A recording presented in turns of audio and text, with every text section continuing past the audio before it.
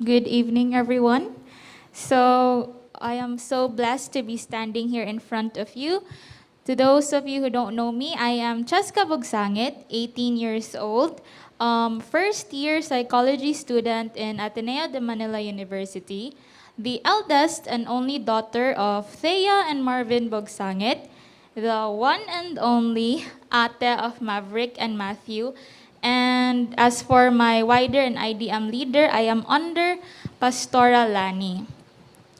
Tonight, I am blessed to share to you my testimony on how faith fuels hope and optimism. So, we all heard the saying, everything happens for a reason. We usually say this when something unfortunate happens or when something does not go our way. And while saying this, belief inflicts hope, one can't help but feel out of sorts or even ask the question, why?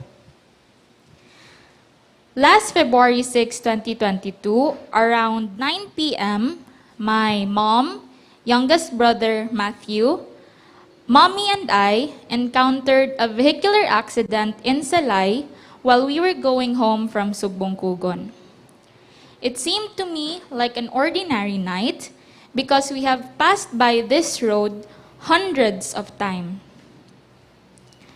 The last thing I remember was shouting to my mom because the truck was about to hit our side, and the next thing I know, I woke up lying in a hospital bed and I can barely move or open my eyes. Everything felt like a dream, and I could not remember aside from blurred moments in the emergency room.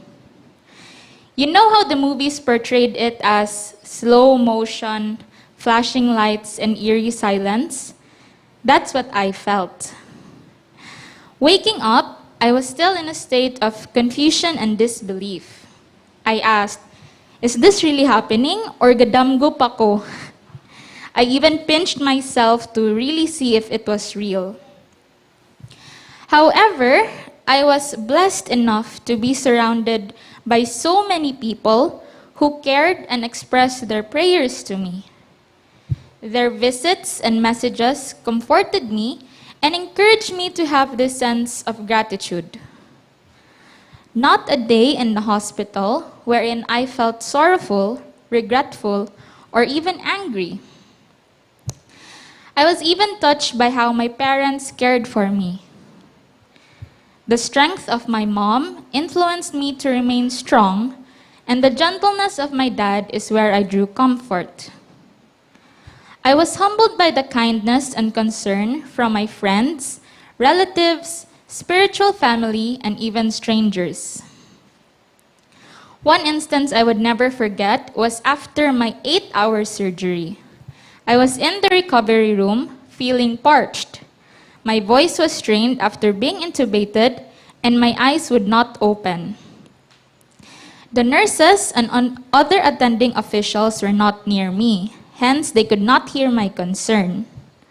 It wasn't until Doctora Elena, who I only see in church and pass by a few times, checked up on me. She asked me how I was, and the only thing I could say was water, water. It was only until then that she gave me water and my thirst was quenched. And for that, I am forever grateful. I was in this bubble that shielded me from melancholy, anxiety, and any sort of attack from the enemy. It wasn't until I was discharged after a month of being confined in the hospital that everything sunk in. That's when the anxiety, self-pity, frustrations, and dispiriting feelings started. Not only was I in physical pain, but my mental and emotional state were being rocked. I couldn't sleep well at night because of the flashbacks. I did not want to see any other people or even talk to anyone because I had this feeling of distress. I barely touched my phone or even replied to the messages that were sent to me. I had no motivation to do anything, and even the act of getting out from the bed became difficult, and I always ended up crying. Why me, God? I asked. Ngano sa tanan tao ako? Okay na unta to. Happy na ako sa akong life. I was doing so great in school. And I am even active in serving the church.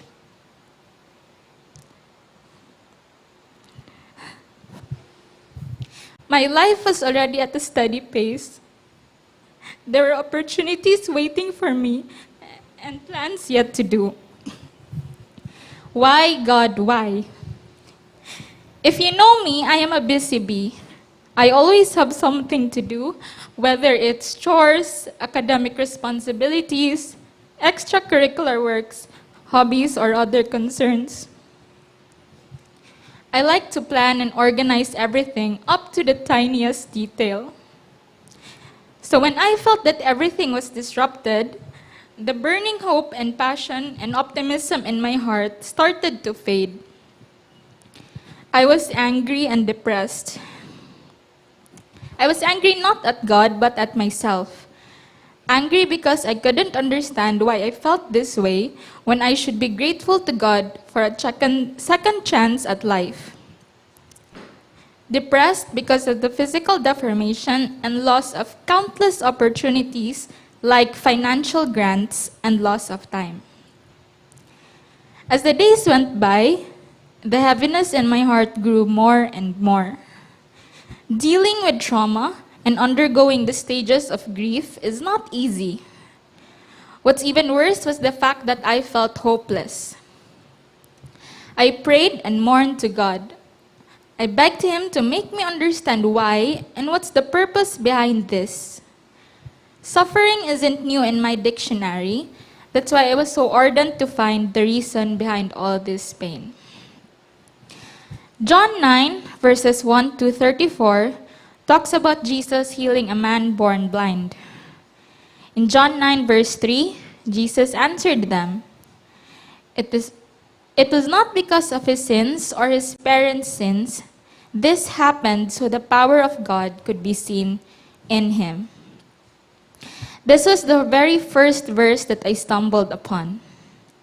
Everything does happen for a reason, and no accidents happen in the eyes of God. Faith and trust in the Lord do not eradicate the pain and suffering, but rather allow us to move forward in life with optimism. Understanding that when things go wrong, there is a greater reason from God that we may not see or fathom. Hence, we are not called to dismiss reality, but rather welcome it with hope. The scenario may seem dark, but we must anchor our hope that our endings are far much better. 2 Thessalonians 3, verses 4 to 5, And we are confident in the Lord that you are doing and will continue to do the things we commanded you. May the Lord lead your hearts into a full understanding and expression of the love of God and the patient endurance that comes from Christ. This was my breakthrough verse. My prayer changed from why, God, why, to God strengthen me and grace me with the patience to endure all of this. Change my heart. Change my heart to treat every obstacle as an opportunity and make these opportunities as a testimony. To be honest, the trauma and the nightmares are still there. In fact, standing here today makes me want to cry and makes my hands go cold. But I know that God allowed this, and I know He will never forsake me. The road to recovery is still far ahead, but day by day, my heart remains steadfast and hopeful that God has a goal for all of this, and that I am very grateful that He used me to become an instrument to advance His kingdom. To those of you who are also experienced or who have experienced the way I am feeling, know that you are not alone and that we have a God who is ever present in our lives. I may not fully grasp the situation, but His goodness and ever-loving grace are enough for me to deepen my faith and trust in Him. To end, may we remember that our faith in the Lord Jesus Christ enables us to have hope in all times. And this hope should be intertwined with optimism, for He is the sovereign and all-knowing God.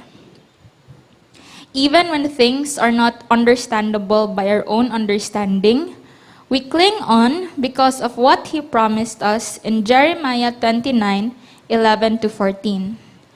For I know the plans I have for you, declares the Lord. Plans to prosper you and not to harm you. Plans to give you hope and a future.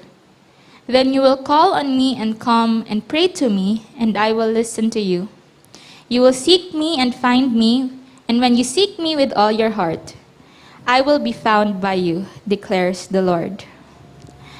Everything does happen for a reason.